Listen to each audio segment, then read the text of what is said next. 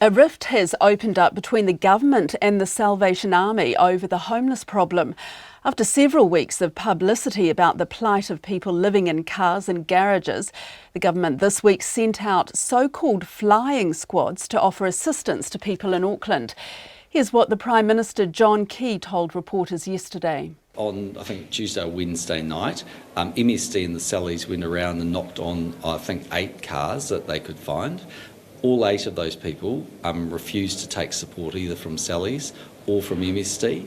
They went down to the city mission. Of the 8 people they could identify there that weren't known to them, 4 of them signed up and got support from MSD, and 4 of them, as I understand it, were considering their options. So some people choose to live in cars? Well, what I'm saying, I'm just simply saying of those 8 people that MSD and the Sallies could identify, knocked on the cars and asked them, can we give you support and can we give you help? Not just MSD, the Salvation Army, the 8 of them refused.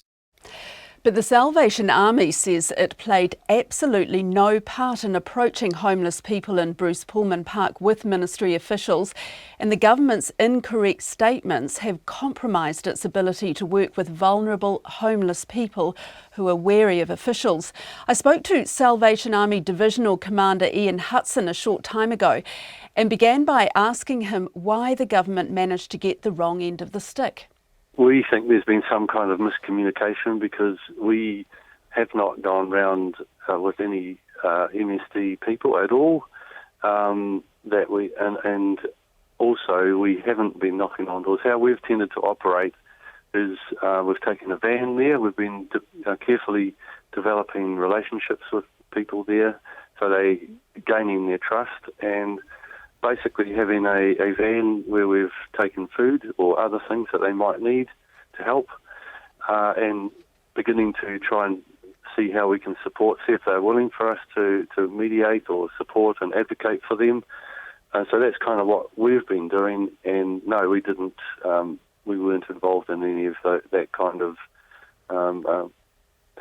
what has been said to have happened. Yeah. Were you aware of anyone from the Ministry of Social Development doing this? They had asked us if we would want to participate in that, and we indicated that we would prefer working the way that we are, trying to develop that relationship with people. I guess the thing that we're concerned about is why we put the statement out is just to reassure particularly the people involved, but others that may be in similar situations, that that's not how we do things. We weren't involved in it, in that, and just to put the record straight, really. But did the Ministry of Social Development actually approach you to go around to people who were sleeping in their cars? Yes, they asked if we thought that would be a good way of doing it, and we said we would prefer not to do that. I mean, why is that, Ian? Why would you prefer not to do that? Well, we had been working with them for about 4 weeks, and we wanted to, and we were sort of at a point.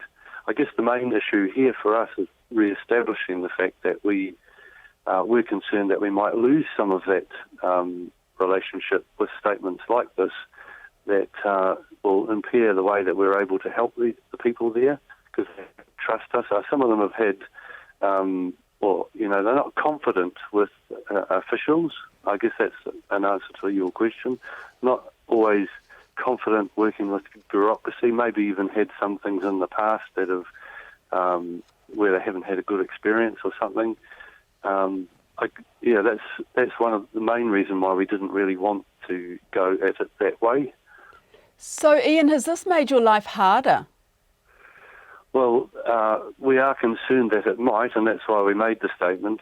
We want people to know that we work carefully with people. We build relationships and we advocate for them, and that we didn't operate in that kind of a way, and just want to reassure people that we intend to carry on as we have been in the past. So is the government on the wrong track here? Like I say, I think there's been a miscommunication. I think people are doing their best. The MSD is an organisation that we have good relationships with, and they do a lot of good, and We appreciate that, and most of the time we work very well with them. And so I think the way we're trying to approach it, I think, is the best way to help these people. And people have said they don't want help, and I would say that they don't want to live in a car, They don't want to live in a car, but sometimes it's just about how you go about it, what kind of help they want. So that's really what we're trying to get across. So these so-called flying squads, what do you make of those? I think what I think is it's good that people are trying to make a difference, trying to help people in need. I think they are a little bit misguided doing it in that way. I think it's better to work through the people that have developed the trust and try and see if we can solve it that kind of way.